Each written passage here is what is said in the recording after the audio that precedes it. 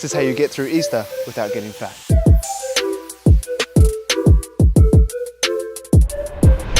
The first thing we need to address with Easter is a bit of a mindset shift. It's only 4 days of the year. Your fitness journey is not what happens in 4 days of the year. It's what happens in the other 361 days.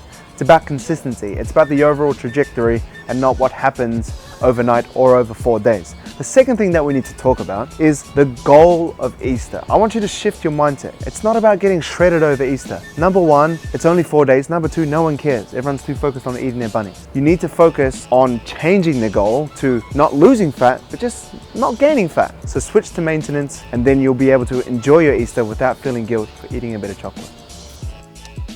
Tracking calories. Let's talk about tracking calories throughout Easter. People think it's obsessive. People think you've got something wrong with you if you're doing it, but people track their finances all the time and they don't seem like money-obsessed mongrels. So tracking calories, I don't think it's very obsessive at all. And actually the research says that it's actually a pretty good idea. So there was a study in 2017 that was 49 weeks long. So it's a great study because it's not just a 2-week, 4-week study. And there were 3 different types of trackers. There were consistent trackers, inconsistent trackers, and there were rare trackers. So the consistent tracked 66% or more of the time. The inconsistent were in between 1/3 and 2/3. And then the rare tracking people only tracked about 1/3 of the time, and their goal was weight loss. So with the consistent trackers, because it's easier to demonstrate, they lost 10 pounds in a pretty linear fashion. So their fat loss was like that, 10 pounds over 49 weeks. Doesn't sound like much, but it's still 10 pounds better than they were before. With the inconsistent and rare trackers, they initially lost a little bit of weight, but then as the holidays came through and when summer came, so they gained weight throughout the holidays, and then they started to lose weight again with summer, which just kind of shows that they had this kind of lack of accountability. They had this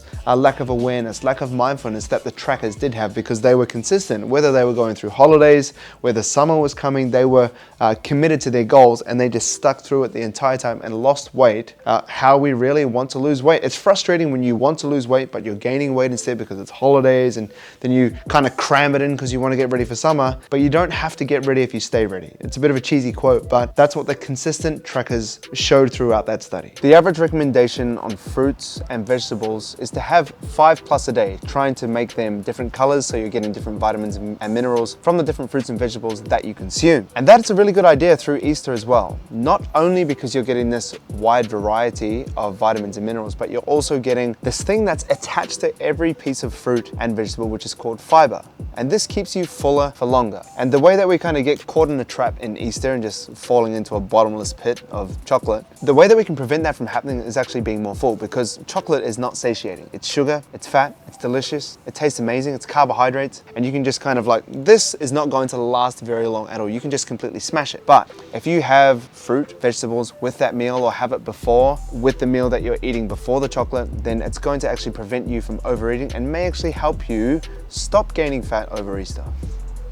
Another thing that keeps you satiated and keeps you full is protein. Protein is the most satiating macronutrient out of carbs and fats and protein. So it keeps you fuller for longer. So you want to have a high protein diet, and that's why we always recommend that, not only because it helps encourage muscle building, but it also keeps you full. And when you're full, you stop overeating. So my recommendation throughout Easter time is when you're having a meal or you're about to eat something, have protein with every single meal. Number one, it's good for muscle building or muscle retention if you're in a calorie deficit. But remember, we don't want to be in a calorie deficit during Easter, because that's going to be impossible with these guys hanging around. We want to be at maintenance. So it's going to be good for building muscle during this time, but it's also going to stop you from turning 1 Easter egg into 5 Easter eggs. If you can as well, you want to try and keep your dietary fat low. So out of all the macronutrients, fat is more easily converted to body fat when you're in a calorie surplus. It's quite hard for protein to be converted to fat. It's quite hard for carbohydrates to be converted to fat. But for dietary fat to convert to body fat, not just because it has the same name, but it's actually a very easy process for it to be just transferred over. So I'm not saying to avoid fat, but what a good recommendation to follow is you want to eat around 0.8 to 1 gram of fat for every kilo of your body weight. So for example, me, I weighed around 91 kilos this morning. So if I had 91 grams of fat at my max, and then maybe somewhere between 80 or 75 as my lowest point, that's going to help me to gain less fat over Easter and try to put more of that extra food, if I do consume any, more to the energy that I'm going to use or into my body to use the processes to recover. A strategy you can use this Easter is daily calorie backloading. What is this? Lucky you're watching. So if you have, let's say 2,500 calories and you have a big Easter dinner coming up, what we want to do is pretty much bank our calories for this time. So if we have 2,500, let's say we want to have about 1,500 in this big dinner meal. So what we'll do, if we're gonna have, let's say 2 or 3 meals, let's say 3, 1, 2, 3, and then this is our 4th meal here. Instead of just having our normal breakfast, our normal lunch and our normal snack, let's say, we want to reduce it. And we want to look at what we're going to have for this meal. So in this meal, we're probably going to have some Easter eggs, we're going to have some dessert, we're going to have some, like a standard meal, let's say maybe a roast or something. So the carbs and fats are going to be pretty high. Yes, you'll have some protein, but you're going to have quite a lot of carbs and fats because it's going to be tasty food. It's Easter, your friends and family are over. What the hell? I don't know what you're doing, but usually this is nice and tasty. You might even have a few drinks, something like that. So 1,500 calories is a pretty decent amount. So what you could do is have 1,000 calories and just divide it by 3 or divide it by 2, depending on how many meals you're going to have. Or you could have something like 400 calories for breakfast, 400 for lunch, and then a snack, you could have 2,000.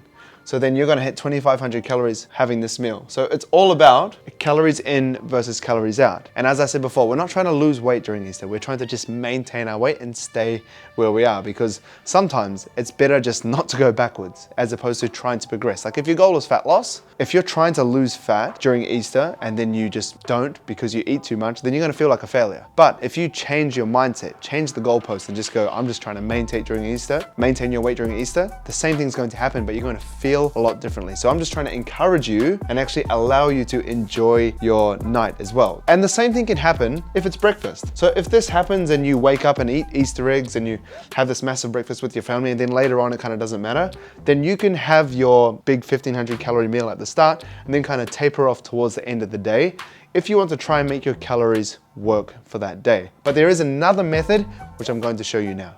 This is called weekly calorie backloading, and it's slightly different to daily calorie backloading, but it follows the same principle. So instead of looking at it within a day with the title weekly, we're gonna look at it throughout the week. So this is actually a great way to look at Easter.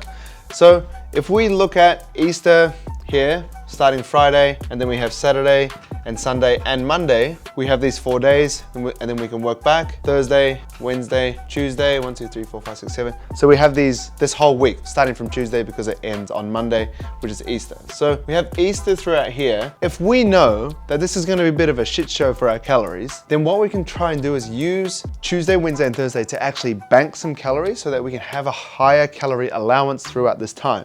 It's just kind of like financing. If you know that you're gonna go on a shopping spree for 4 days, maybe you don't spend that much money during Tuesday to Thursday.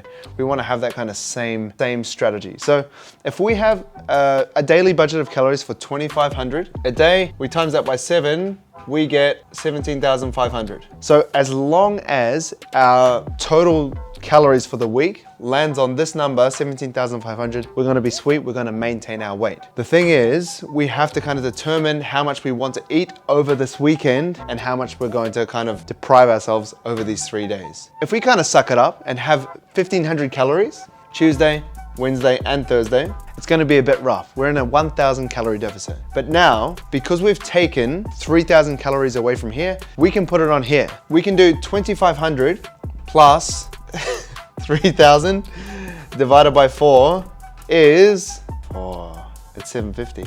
So we can have 3,250 calories a day, every single day over the weekend, if we have some delayed gratification. This is also another awesome strategy. Now, it sucks because Tuesday, Wednesday, Thursday is gonna be pretty rough, but if you can have 1,500 calories a day, then you can now have 3,200 a day over Easter and still not get fat. If you enjoyed this video, then YouTube says that you'll also enjoy this video. So click here.